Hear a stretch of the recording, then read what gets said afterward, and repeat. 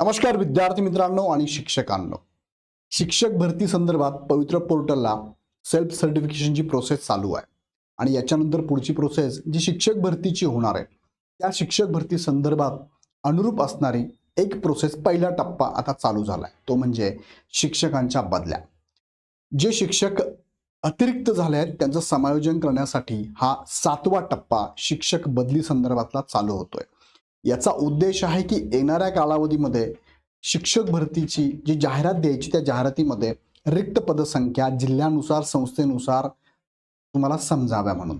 आता या संदर्भात ही प्रोसेस चालू झाली. नेमकी प्रोसेस काय थोडक्यात आपण समजून घेऊया या व्हिडिओच्या माध्यमातून. यापूर्वी काही दिवसांपूर्वी शिक्षण विभागाकडून एक परिपत्रक पण आलं होतं, त्यांची व्हीसी पण झाली होती आणि आता पुढची प्रोसेस सुद्धा चालू झालेली आहे. थोडक्यात समजून घेऊया यामध्ये काय नेमकी प्रोसेस असणार आहे. त्यानंतर आता तिकडे जाण्यापूर्वी इग्नाइट अकॅडमीकडनं टीईटीच्या आणि सीटीईटीच्या बॅचेस चालू आहे. पुढच्या वर्षामध्ये 2दा टीईटी 2दा सीटीईटी असणार आहे. सो यासाठी तुमच्यापैकी कोणी तयारी करत असेल तर त्यांना सजेशन द्या की इग्नाइट अकॅडमीच्या बॅचेस चालू झालेल्या आहे. टीईटीच्या पण बॅचेस आहे आणि सीटीईटी प्लस टीईटी एकत्रित पण बॅचेस तुम्हाला अवेलेबल आहे. आता मुख्य मुद्द्याकडे घेऊन जातो. बघा 2 जानेवारीला हे परिपत्रक तुम्हाला मी दाखवलं होतं.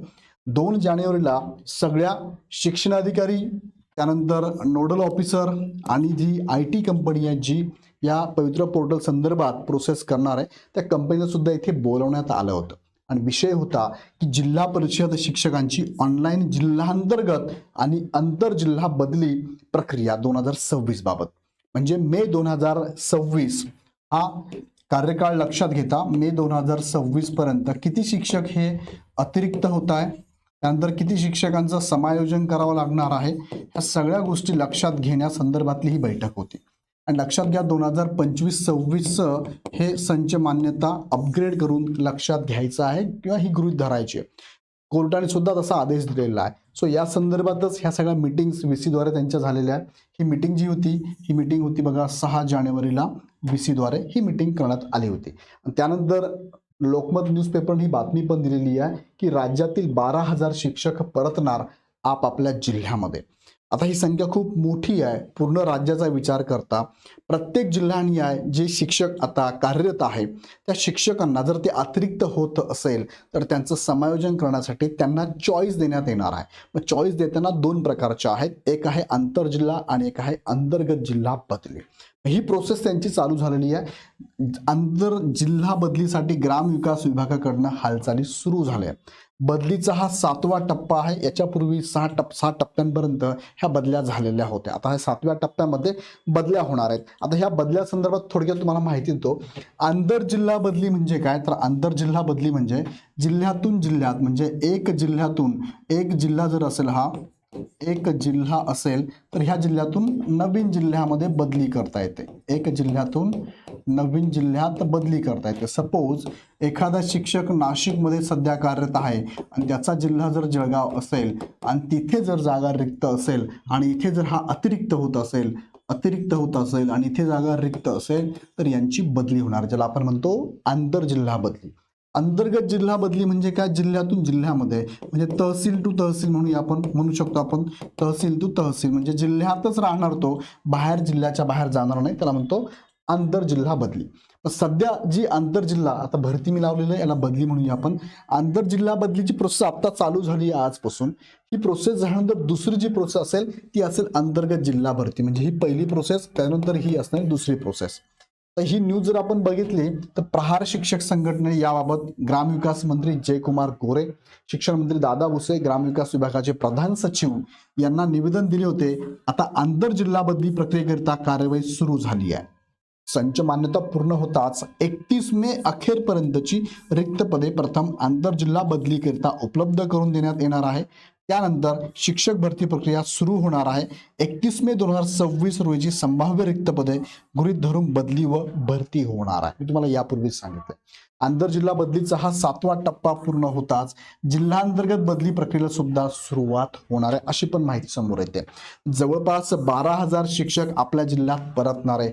ही माहिती कशाच्या आधारे सांगता येते, तर संच मान्यतेचा विचार केला तर संच मान्यतेच्या आधारे हे अतिरिक्त शिक्षक आहे 12,000. आता हे आकडा माहिती नाही आपल्याला, पण एक अंदाज आहे की 12,000 शिक्षक अतिरिक्त, 12,000 पेक्षा जास्त असणार आहे, कारण 12,000 शिक्षक हे त्यांच्या जिल्ह्यामध्ये परतणार, म्हणजे 12,000 शिक्षक हे दुसऱ्या जिल्ह्यात सध्या शिक्षक म्हणून कार्यरत आहे. त्यांना आता संधी मिळणार आहे या 7व्या टप्प्यामध्ये की तुम्ही तुमच्या जिल्ह्याचा चॉईस घेऊन त्या जिल्ह्यामध्ये बदली करू शकतात. मग अंतर्गत जिल्हा पण बदली होणार आहे, त्यात पण काही हजारो शिक्षक असणार आहे, ते जिल्ह्यातून जिल्ह्यामध्ये सुद्धा त्यांची बदली होऊ शकते. शिक्षक भरती जाहिरात त्यानंतरच येणार आहे.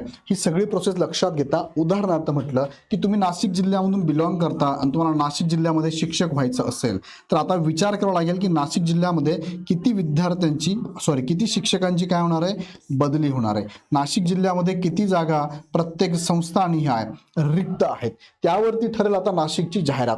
मग ही पूर्ण बदली प्रक्रिया किंवा ॲटलिस्ट 31 मे पर्यंत अतिरिक्त आणि समायोजन ही प्रोसेस आत्ता जर कंप्लीट झाली, त्यांना ऑर्डर दिली, त्यानंतर बदली होणार त्यांची. त्यांना ऑर्डर दिल्यानंतर 31 मे अखेरपर्यंतची संच मान्यता लक्षात घेऊन ही बदली प्रोसेस झाली की पुढची प्रोसेस तुमची जाहिरातीची असणार आहे.